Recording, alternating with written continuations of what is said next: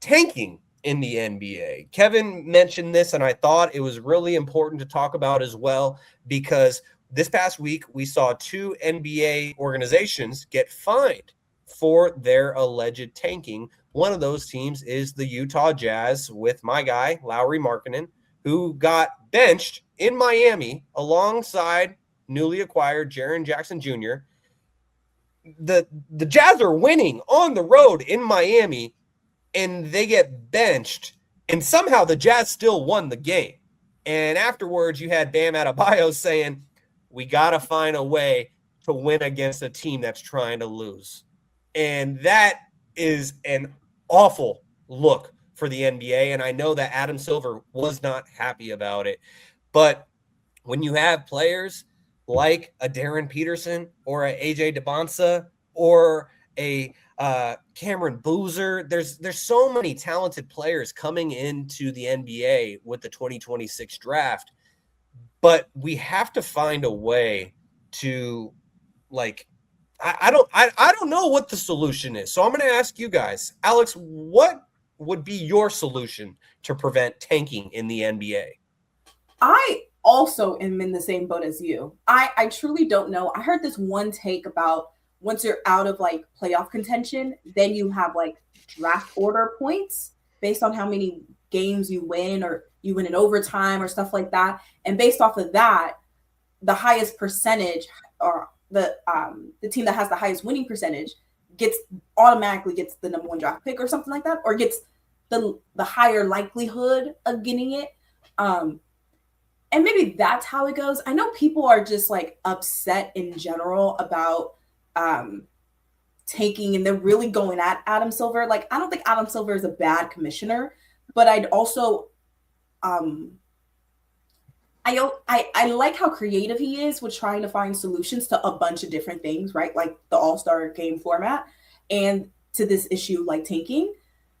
But I just feel like when a draft is so top heavy, I mean, really, if we're being honest, it's really like the top maybe like 8, 9, 10 picks in this year's draft. So everyone wants to get really the top 4, but if they could get top 10, they want top 10. And so that's why they're tanking so much. I don't even want to take the players, the players, because they're trying to win the games, right? So like I kind of exclude them, but this is really front office and management, right? And so to me personally, you got to kind of go at them, but I don't know what the solution is. And I'm actually really interested to see what Adam Silver kind of cooks up, and see if it works, right? And that's why I appreciate Adam Silver, because he tries something, it don't work, he'll try something else, right? And he'll figure it out. I love the play-in tournament, at least for the Western Conference. Eastern Conference is a little sketchy, but things like that I feel like is really important for the league. And so I don't know what the answer is. Kevin, what would be your solution to the NBA's tanking problem? So I've seen a lot of things like you guys have via social media. I saw that NBA rookies should come in as free agents and pick where they want to go. I absolutely hate that, because that makes the bottom teams the bottom. I've seen top people talking about doing like some kind of tournament and the winner gets the number 1 pick. I don't think that's really the way to go. I think you have to keep finding people, because you look at the Jazz, you look at the Wizards, you look at the guys who are purposely trying to lose games. And this is going to sound crazy coming in from me, but the Kings are playing all their starters and we still suck. Like we're doing an organic tank. Like we're going out there and we're playing. We're not sitting guys down. We're not letting them play 3 quarters and sit in the 4th. Like we just genuinely have a bad team. The Pacers genuinely have a bad team. And it's like, I get it. The Jazz want to keep their pick. The Wizards want to keep their pick. But it's like, at some point, enough has to be enough, because DeMar DeRozan, Sabonis, Zach LaVine, you see the 3 of them on a team, you're saying there's no way they're the worst team in the NBA. But we are. And it's like, it's organic. We're not, are we trying to lose? Of course. But are we going out there and playing the Stockton Kings? No. I don't know what we're going to do to fix this. The only logical way I see it working is you take out the lottery system. The worst team gets the number one pick. Because there is so much unknown about the number one pick, and it's like we have to lose as many games as possible to even have a chance at the top 4 picks, it makes it worse for basketball. Because the Jets, because I remember example, we talked about a couple years ago when the Niners, no shade, had a top 10 pick. And if we had a lottery and they somehow get Travis Hunter, like, there should be no lottery. It should be the worst team gets the first pick, the second worst team gets the second pick, and it's just flat out. There's no ins and outs about it. So the Jazz right now, have the 6th pick, they have a 9% chance to get the number one pick would be 0. The only team that has the number one pick are between the second and worst, the first worst and the second worst team. It just makes it easy. There's no way to get around it. There's no lottery ball that's going to fall your way. And I think that's the easiest way to go with tanking. Because we're going to try to do something so crazy that it ruins the game. We can't have the rookies coming at free agents because no one's going to Sac. No one's going to Washington. No one's going to New Orleans. Everyone's going to the Lakers, the Heat. There's no point. We're going to run ourselves in circles trying to figure this out when the NFL model is better. The worst team in the NBA, the worst team in the NFL gets the number one pick. And that's how it's got to be. You don't think teams deliberately at the end of the season then will try to lose as many games as they can? Because, I mean, I think you have to kind of take this into, like, 2 different, like, scenarios, right? Like, the Kings and the Indiana Pacers, like, they just suck. Like, no, they're just a bad. Just not good. We don't have to say suck. Oh, I'm sorry. Apologies to the Indiana Pacers fans. Trash. Yeah. Like, they just don't have good teams. And they play their players. They just don't win. Compared to the Wizards and the Utah Jazz, where they're just taking guys out. You know what I mean? Like, we need to penalize those teams. But, like, I could see the Utah Jazz trying to be like, all right, we need to lose the last 12 or 15 games so we have the worst record over the Sacramento Kings so that we get the first draft pick. I could literally see that happening. So I don't like that option either. I don't know what – I don't know. I don't know what to do. But it's like, the Kings have lost their last 14 games. For someone to come up and beat them for the number one pick would essentially have to say the 3 of us, Toddy, and our mom are going to be the 5 guys playing. Like, they're going to have to blatantly take. And it's like, dude, that's going to affect sales. Like, you can't just go out there and blatantly tank. There's 82 games. You can't go out there and go, no one's going to go 0-82. But it's just like teams that it leaves the window of opportunity open. Because if the Jazz, because right now they're 7th. Their pick is top 8 protected. So that's why they're tanking. But if they had no wiggle room, there's nowhere to go. If you finish at the 6th, you're getting your 6th pick. You're getting your pick. It clears out all the gray. It's either black or white, either a winner or a loser. So that it takes away all the, because for perfect example, for the past, not this season, but the past 5 years, the Detroit Pistons were the worst team in the NBA. And they never got the first overall pick. So if you're a loser, you don't get no rewarding for being a loser. But the Mavericks trade Luka Doncic and somehow get the number one pick. That is weird. I mean, even with the lottery, people say it's a conspiracy. Like, there's conspiracies with everything. So this way, it just makes it black and white. The worst team gets the best pick. The best team gets the last pick. I see that. I would just worry about that kind of being just like the NFL. Like the lottery system was put in place to prevent that, because we see in the NFL a team like the Raiders are purposefully losing until they know that they secured the last or the first overall pick, and then they choose to beat the Chiefs in the regular season finale. But I'm kind of stumped when it comes to this, because there's a way that you could try to penalize teams into not tanking. Like Adam Silver was asked at his All-Star press conference, have you considered all options, like stripping a draft pick? And he was like, yeah, we have considered all options. We have thrown everything out there. And so it's like, oh, what if I'm just going to throw the Utah Jazz out there. There's probably better teams, but the Utah Jazz, they purposefully lose because they're sitting in a game that they're winning. They are sitting their starters and sitting their best players going into the final quarter. It's not like they just decided to rest them for the entire game. In a game that they are winning on the road, In another conference, they are choosing deliberately to sit their best players. And so to prevent that from happening, you could say, okay, Utah, you tanked all the way to the 3rd overall pick, but guess what? We have proven that you have deliberately tanked to get this pick. And so now we're going to strip your pick. And that would be absolutely crazy. But And I who don't gets think it? that will happen. Yeah. I feel like every other team moves up a slot and then you put them at the back end of the lottery. Like if that were going to be a thing. Okay. But I don't know if it ever would become a thing, because then you're ruining the relationships between the owners and the commissioner and all of Adam Silver's employees and everyone in that NBA office. Because let's not forget, Adam Silver, at the end of the day, he works for the owners. The owners are the ones who choose to pay his salary and for him to manage everything for them in a fair manner. And so, and we see a lot of ambiguity too in plenty of different situations.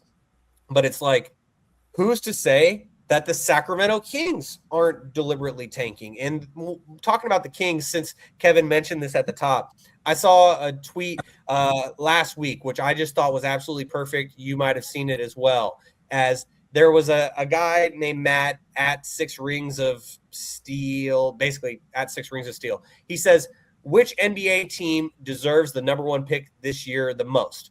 And then someone named Rays quoted it and said, we the most ethical tank in the league. No benching star players, no tanking gimmicks, just pure ass hoops. As you see a photo of Domantas Sabonis and DeMar DeRozan and Zach LaVine, a bunch of veterans, NBA All-Stars who the Kings have just brought together to just create nothing but pure ass hoops. Like the Kings, they did rest a lot of players when they recently played the Jazz, and AJ DeBonsa was sitting courtside. I'm just saying, Kevin, because I know you're a huge Darren Peterson guy. But yeah, the Kings have just been absolutely dreadful. But who's to say that the Kings haven't been deliberately tanking and the Jazz are, or vice versa? And so if you get to that point where you're trying to prove that a team is actually tanking, that's where it could get ambiguous. And then you have Adam Silver hearing about it from the Utah owner, Ryan Smith. But then Vivek Ranadive is like, yeah, we're competing. We putting all-stars on the court. So it's a sticky situation. I wanted to get to a quick YouTube comment. As Uncle Manny said, the tanking is ridiculous. The option I kind of like that I heard of is have the order of the selection based on records at the All-Star break. And I think that's interesting. But if teams know going into the season that the All-Star break is longer, yeah, then it's like, okay, we're going to be absolutely terrible, and we're going to be 5-35 going into the All-Star break, and then we're going to choose to compete for the rest of the season with our young players, and then they could finish the year 30-50 and just have a way better record in the second half. So that's not a bad idea, because if they just randomly cut it off and said, here's the draft order, it's like, what are we going to suck for? What are we going to sit guys? Like if they just randomly, let's say every year they just cut it off after All-Star break, they don't tell nobody when, and they just cut it right here on today, February 27th or 26th. It's cut off. Whatever draft order you have now, we're going to do the ping pong bongs live right now, and that's what it is. So the rest of the season, you have to compete. But it could be the only part in the second half of the season. Like, we won't tell you the date, but just know, like. No, you can't even tell them, because like Shaun said, they're going to be like, all right, well, at some point it's going to happen, so what are we competing for?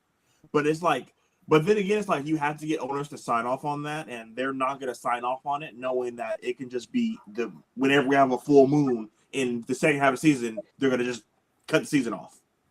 So there's no real way to fix this, but finding people $500,000 on a billionaire that's gas money. Nothing, bro. So it's unless you're going to find dudes millions of dollars, I don't care. So I have the game. That's what's pissing me off. But anyway. I have a crazy thought, and this isn't an original idea. I saw some talking head on ESPN say this. And I also wanted to mention that Danny Green said today on ESPN, former NBA player, that when it comes to tanking, like the players are not involved in it at all. The players on the rosters, they go out there trying to compete. If they just have a bad roster or they don't have team chemistry, then sometimes they're just bad. Like that's what Amon Shumpert said today as well on NBA Today, is that they asked him, have you ever been on a team that's tanking? And Amon was like, well, I haven't necessarily been on a team that's tanking, but I've been on some bad teams. And everyone remembers that he was shortly on the Sacramento Kings when they were introducing the Scores and that nickname of the team. And so it's interesting. And so as I now present my crazy idea that I am now regurgitating, none other than Mr. Jaevon Toddy, the Podfather, is joining us. How you doing today, Jaevon? Thank you for blessing us with your presence, sir. Oh my God. I survived the birthday party. We're here. You survived the birthday party. Kudos and happy birthday to Mako. We did it. Feel like LeBron after he won. He brought a championship to Cleveland. Mako, this is for you. Exactly, Kevin. So, Toddy, we were just talking about tanking in the NBA, and I was about to finish off this segment just by mentioning a crazy idea. So I'm going to throw it out there, and then Toddy, you can give us your thoughts on tanking and maybe respond to my crazy idea. But and again, this isn't an original thought. It was regurgitated. It's being regurgitated from someone on ESPN. I wish I could remember to credit them.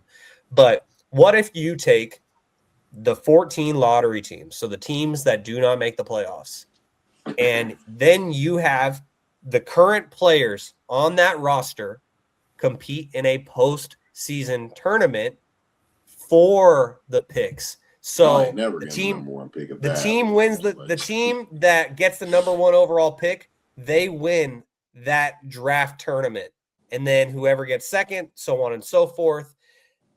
I feel like that would at least prevent tanking, because it's like, okay, you're going to have 16 teams competing for the playoffs. And if you can't get to the playoffs, then you're going to be in that 14. And then those 14 teams all have the same odds depending on the strength of your team. The only thing that I think is a bad idea about that is you could have a team that's absolutely loaded, that's decimated by injuries throughout a season, and then they get healthy by the end of the season, and they are one of those 14 teams, and you put them in that tournament. Then you have a team that could have been a top 3 seed in their conference, but they missed the playoffs because they got absolutely decimated by injuries. And then they get the number 1 overall pick, and they're adding a Darren Peterson to a LeBron and Luka or whoever. And so that it's a dangerous idea, but I'm just throwing it out there. Toddy, what do you think about that, and what do you think about tanking overall? Well, I think tanking is just getting too obvious now. You're looking at teams that are getting fined 100,000, 500,000. They're not even trying to hide it. They're bringing guys on 2-way contracts into the starting lineup. So, I mean, it's kind of a slippery slope, because there's a bunch of teams out there who have tanked in the past. Like, you look at a team like OKC in the past that's literally built their team through the draft. You look at a team like the Celtics, built their team through the draft. Like all these stars were drafted by their team. So tanking does have its perks. Now there are teams that just can't get in their own way, and they'll be good enough to not be ass, like the Chicago Bulls. They're one of those teams that are like always in the play-in, but they're never good enough to be in that top, or never bad enough to be in that top 5 range. So it's definitely a slippery slope. That would award a lot of those middle ground limbo teams that are kind of in the middle. I feel like those teams would be the most rewarded from Shaun's scenario of being, hey, we're not that bad, but we're not that good enough to be a playoff team, but we're not that bad enough to get a top 3 pick. So those types of teams would be all for it. Now, on the other side, there's those teams like Sacramento.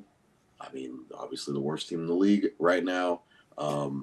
Only been in the playoffs, and I don't know how long it's been, and they're still bad. So it's like, okay, you've been tanking for this long, and how are you still this bad? So that's where a lot of it comes to is bad ownership. You can't really get out of your own way when it comes to that. That's just inevitable. You could, like, they've had so many chances to pick the guy in the last 20 years, and it's just, all right, we're kind of just stuck here.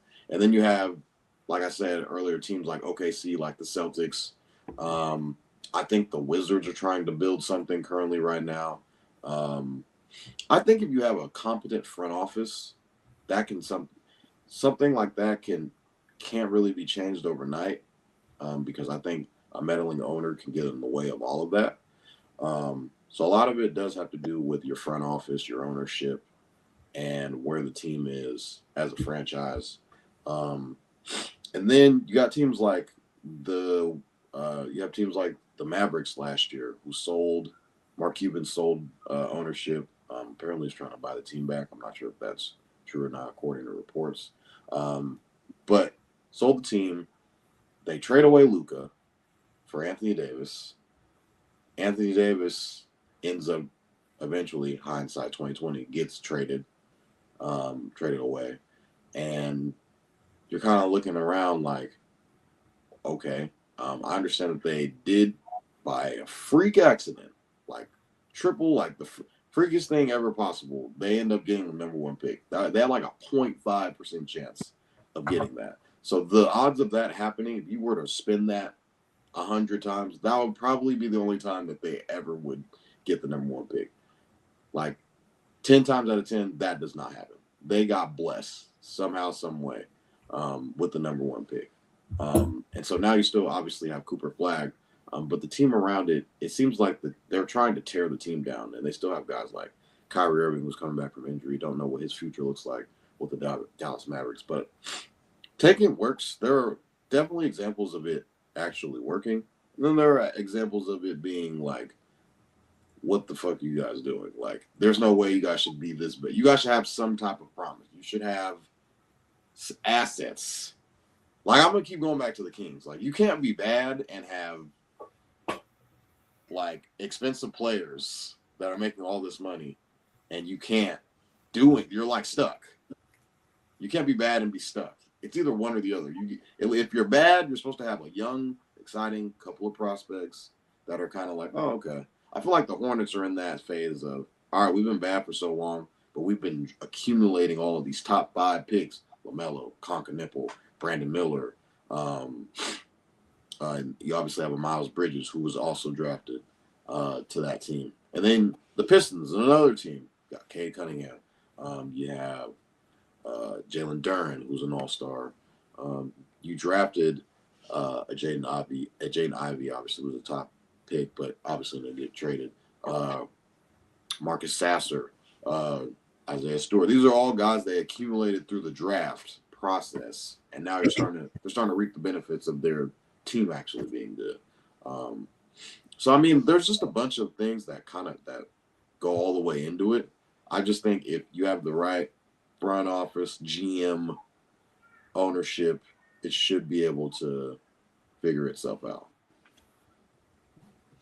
It'll be interesting to see if Adam Silver can figure it out. But Kevin, what are your final thoughts on this?